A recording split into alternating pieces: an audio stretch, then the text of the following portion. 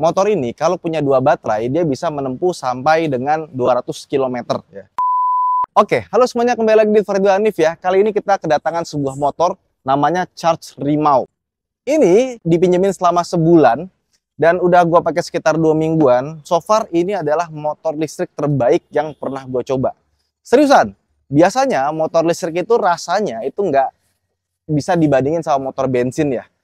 Kalau dari range apa segala macam kita nggak ngomong itu, tapi dari rasa berkendaranya, suspensinya, handlingnya, itu rasanya kan motor listrik tuh kayak masih kayak kurang gitu ya, masih nggak terasa kayak motor yang proper.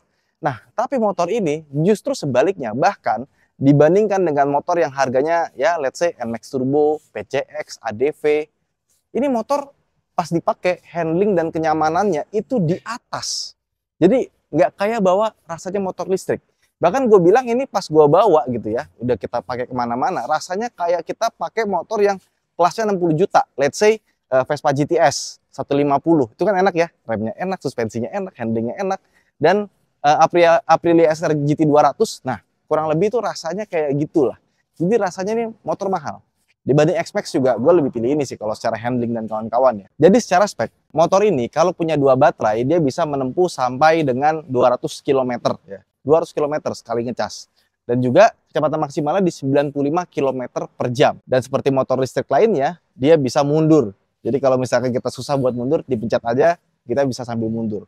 Tapi yang menyenangkan dari motor ini, sebenarnya bukan range dan kawan-kawannya. Oke, secara di atas kertas bagus banget gitu. Dan 200 km tuh dengan 2 baterai ya. Kalau satu baterai cuma 100 kilo. Tapi tetap aja ya, 100 kilo tuh menurut gua banyak ya. Karena biasanya motor listrik tuh 60 kiloan. Ya, meskipun sekarang udah banyak yang di atas 100 kilo. Tapi sebelum kita bahas lebih lanjut, kita akan bahas secara detail apa aja plus minusnya dan apa yang gua rasakan setelah pemakaian 2 minggu. Kita mulai dari brandnya secara general. Jadi Charge ini adalah motor bawaan dari Singapura ya. Dan kalau di Eropa itu namanya bukan Charge tapi Vimoto. Vimoto itu terdiri dari beberapa orang Ducati yang keluar, akhirnya mereka bikin motor listrik dan dia juga mensponsori MotoGP ya. Nah, kalau kita lihat ini masih ada sisa-sisa Vimoto-nya. Kayak misalkan di sini. Di sini ada tulisan logonya Vimoto. Terus kalau kita buka bagasinya, dia masih pakai kunci seperti ini. Chargernya juga tulisannya Vimoto ya, supercharger, dan baterainya kalau kita buka ya, ini bisa kita buka di bagian sini. Dan kalau kita mau lepas baterai bisa. Jadi memang di luar negeri itu, di Eropa ini motor banyak tempat swap baterainya ya. Kalau di Jakarta gue belum tahu ya, tapi gue beberapa kali lihat motornya dipakai sama Gojek dengan mekanisme sewa seharinya 50.000 untuk yang Maleo. Kalau untuk yang Rima gue nggak tahu berapa. Jadi di sini bisa kita copot dan ada 2 buah baterai, masih ada tulisan Vimoto-nya juga. Jadi memang ini Vimoto yang berubah mereknya di pasar Indonesia. Gede ya chargernya ya. Dan dia bilangnya ini supercharger. Terus kita lihat dari depannya, dia ini pakai velg 16 inci, besar. Dan ban bawaannya dia pakai Swallow ya, kayak merek sendal jepit ya. Tapi gua pas pakai sih so far nggak ada problem ya. Bannya oke-oke aja, memang bukan yang wah, tapi juga nggak jelek-jelek amat. Dan dia punya plat nomor, ini naruhnya bagus di bagian bawah sini. Meskipun kalau kita nyalain lampu agak sedikit kepotong sih bagian bawahnya, cuma nggak masalah. Mungkin kalau ditaruh sini tampilannya jadi kurang estetik ya. Ditaruh sini jadinya pas. Dan di sini ada 2 buah lampu ya, yang menurut gua kalau nyala itu malam hari lumayan. Bukan yang terang banget, tapi boleh diadu sama PCX, ADV dan lain-lain. Cuma high beamnya agak kurang sedikit aja. Kalau misalkan high beam bisa dibikin lebih terang, itu lebih mantap. Dan desainnya mungkin nggak semua orang suka, tapi menurut gua oke. Cuma gua nggak suka di bagian tebeng depannya sini.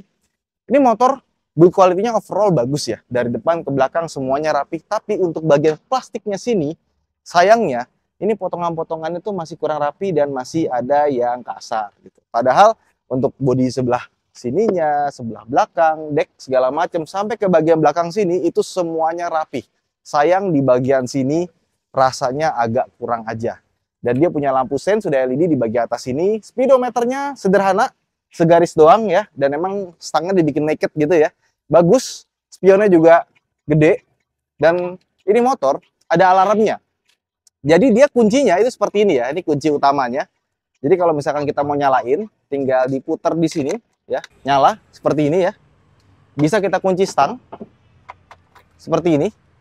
Dan dia ada lampunya kalau malam itu bisa ngebantu buat kita nyolok. Tapi kalau kita udah biasa pakai di motor, hampir jarang sekali kita pakai kunci ini karena dia sebenarnya sudah keyless. Jadi kalau kita mau starter ya, itu kita tinggal pencet buka sekali. Jadi sudah tidak di lock ya. Kemudian kita pencet ini. Nah, nyala langsung bisa kita bawa jalan. Mau matiin tinggal pencet unlock lagi. Dan kalau kita mau kunci tinggal pencet ini. Nah, kalau dikunci, kita pencet ini dia nggak akan bisa nyala. Dan yang kedua, kalau misalkan kita geser, dia auto ngunci ya. Bunyi dan ini ban belakangnya otomatis ngunci. Jadi kayak direm tangan ya. Jadi kurang lebih seperti itu. Ada fitur safety-nya. Dan yang gue paling senang dari motor ini adalah biasanya motor listrik itu kalau yang udah pakai kilas-kilas gitu, suaranya ampun deh. Dipencet, tweet, kenceng banget tuh sampai dari sini ke sini bisa kedengeran lah. Dan suaranya ganggu gitu kan. Yang ini enggak. Suaranya adem dan elegan.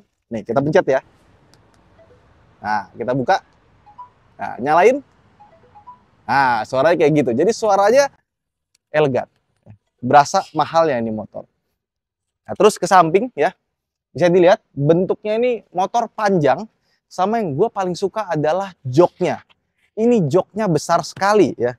Ini tanpa jok belakang. Ini bisa dipakai buat boncengan loh. Saking gedenya. Dan juga lebar. Makanya ini motor kita bawa keluar kota gitu. Ke Solo, Jogja. Itu nggak bikin pegel.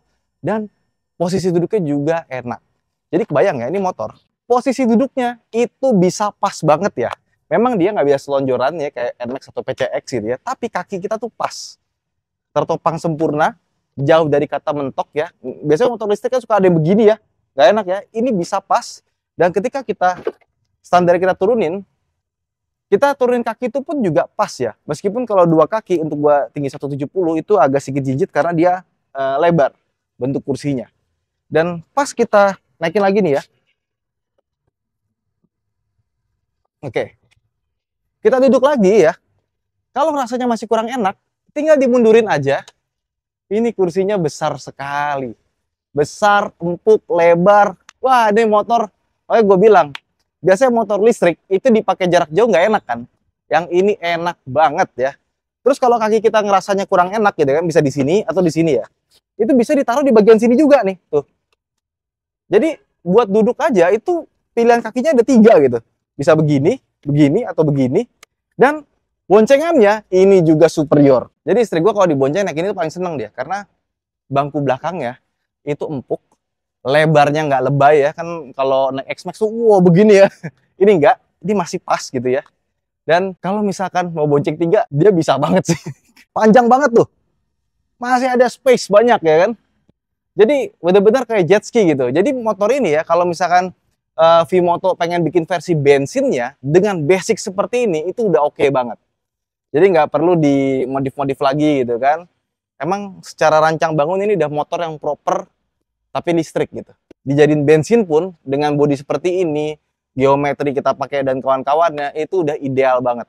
Ibaratnya motor biasa yang dilistrikin. Terus seperti yang gue bilang tadi, di bagian sininya nih jok bawahnya itu nggak ada tempat buat naruh barang karena ada baterai 2 biji. Nah, jadi kalau mau naruh barang kita dikasih rak belakang. Ini juga panjang banget ya. Sampai anak gue itu pernah duduknya malah di belakang sini. Kamu kok jauh amat? Ini kok keras ya Pak, katanya. Enggak, dia harus maju lagi gitu biar pas. Dan ini itu bisa dilepas plastiknya, ada 4 baut, jadi udah ready buat dikasih box belakang. Dan kalau kita mau naruh barang di sini, ini udah dibikin desainnya itu kuat sampai 25 kilo. Tapi kalau kita lihat dari material dan build quality-nya, ini kayaknya lebih dari 25 kilo deh. Ya, kayaknya terlalu humble aja dia bilang 25 kilo kali ya. Kayaknya sih bisa lebih loh, ini kuat banget, besinya bagus ya. So far, gue nggak ada komplain sama sekali. The best, gue bilang motor setelah dipakai kok jadi pengen gitu ya. Ya, kalau dipakai 2 baterai, dia ya jadi ngecasnya jarang-jarang gitu. 200 kilo seminggu sekali belum tentu ya kan.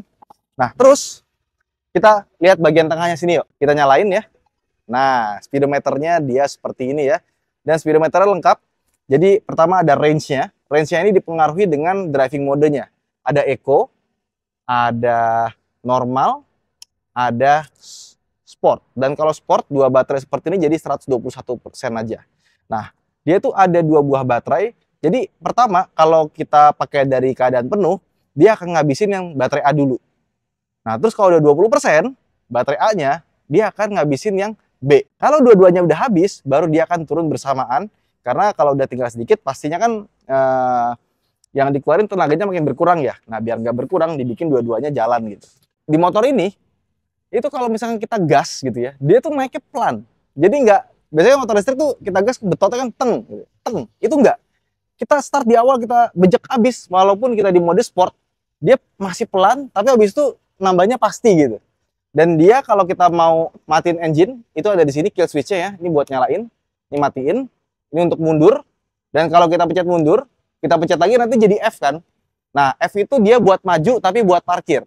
Pencet lagi sampai dia berubah jadi 1, 2, atau 3 ngikutin si driving modenya tadi. Di sebelah kiri sini ada lampu sen, tapi sayangnya lampu sennya ini nggak ada pencetan tengah buat jadi netral ya.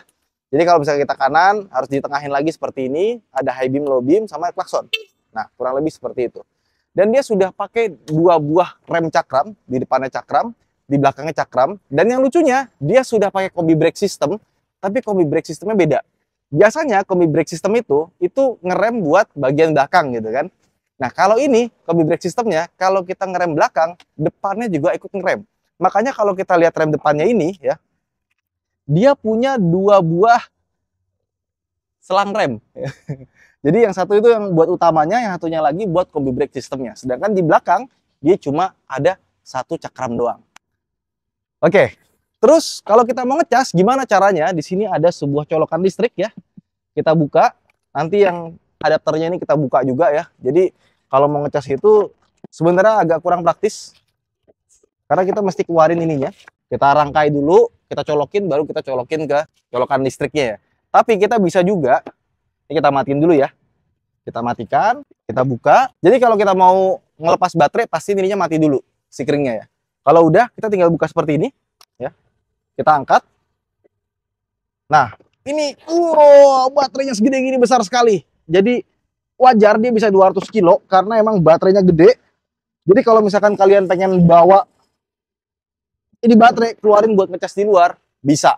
Langsung colokin ke sini. Cuma agak males karena berat sekali ya. Karena memang baterainya bukan baterai yang kecil ya. Udah kita giniin, baru kita nyalain lagi. Nah, dan kalau misalkan emergency ya, ini tinggal kita tarik aja, seret, langsung otomatis dia akan mematikan seluruh sistem kelistrikannya. Jadi safety-nya benar-benar sudah dipikirin ya. Engineer Ducati lah, pasti bagus lah. Nah, tapi tetap motor ini masih punya kelemahan yang menurut gua agak sedikit ganggu ya. Jadi bagian bawahnya ini kalau kena polistilir atau semacamnya banget mentok, meskipun aman karena di sini besinya ini tebal sekali ya. Dilihat nggak ada silikat-silikatnya, cuma di bagian sininya nih ada sedikit karat nih. Nanti tinggal kita bersihin aja. Dan ini rangkanya expose ya. Jadi rangka luarnya ini dia pakai besi tubular.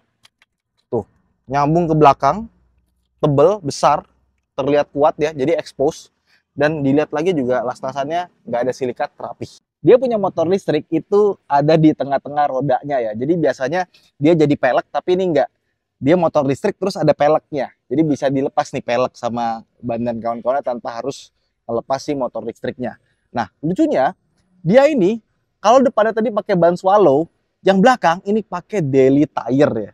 110 80 R14. Terus dia punya motor listrik ini tenaganya 4 kW atau 4000 watt, dan tadi kan ada 3 mode ya.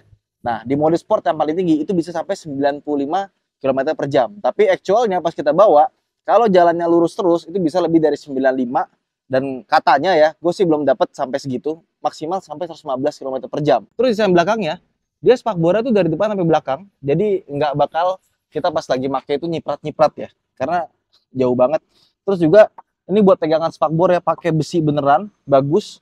Dan bentuk belakangnya pun juga gue suka ya. Terus kalau kita lihat lagi lampu remnya, dia bentuknya lurus, sama ada lampu sen kiri kanan. Cuma di bagian sini nih, ini masih agak nggak nyambung ya plastiknya ya. Tapi sisanya overall bagus sih. Dan untuk suspensinya, dia cuma ada di sebelah kiri doang.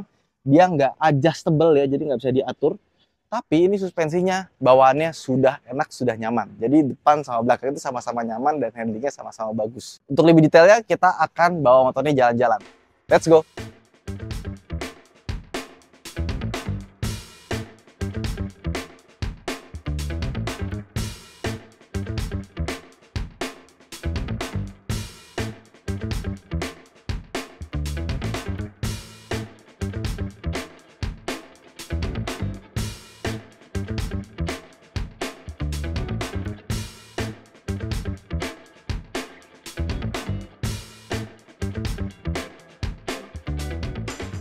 Oke, jadi kita udah cobain motornya dan seperti yang gue bilang, surprise ya. Motor listrik yang paling enak yang pernah gue coba. Dan kesimpulannya sebenarnya tergantung pada harganya. Untuk sekarang, ini harganya 40 juta udah include satu baterai. Tapi ada juga versi 28 juta rupiah sudah termasuk satu baterai, tapi baterainya itu sewa. Nah, jadi kalau kalian mau beli dua baterai, ya itu mungkin sekitar 50 jutaan sekian ya. Udah kelihatan kan tadi harganya 28 juta ke 40 juta 800 itu kelihatan bedanya. Tapi bulan ini ya katanya dia akan dirakut lokal di Cikupa, Tangerang. Jadi katanya nanti akan dapat subsidi senilai 7 juta rupiah dari pemerintah. Jadi kalau misalnya kita beli motor ini dengan subsidi itu sekitar 21 juta rupiah dengan sistem baterai sewa. Kurang lebih sama seperti Polytron. Dan kalau menurut saran gua, lebih baik langsung aja beli yang versi 2 baterai. Karena 200 kilo itu rasanya nyaman sekali ya. Meskipun motor listrik itu pastinya hemat pengeluarannya karena listrik itu lebih murah dibandingkan dengan bensin.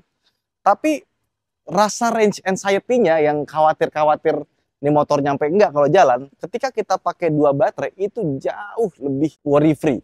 Dan gue ngerasa ketika pakai motor ini, itu jadi rasanya kayak kita naik motor bensin pada umumnya gitu kan. Kita mau ke Jogja, mau ke Solo, mau ke Boyolali, itu rasanya kayak nggak mikir range nyampe apa enggak gitu kan. Asalkan kita malam kita cas, kita jalan, udah nggak perlu mikir. Dan biasanya gue kalau naik Polytron kan itu beda ya. Kalau kita pakai ngebut bisa cuma 80 kilo, 90 kilo dari 130 ya kan. Nah kalau naik ini karena 200 kilo, ya udahlah langsung aja ngebut kayak pakai motor biasa, pasti sampai rumah masih ada sisa yang banyak. Dan buat teman-teman yang punya Charge mau, coba komen di bawah seperti apa rasanya dan bagaimana merawatnya. Karena motor ini sebenarnya sudah ada sejak tahun 2022 dengan metode sewa di Gojek atau di Grab ya. Seperti ini, sampai jumpa di vlog berikutnya. Terima kasih telah menonton. Bye-bye.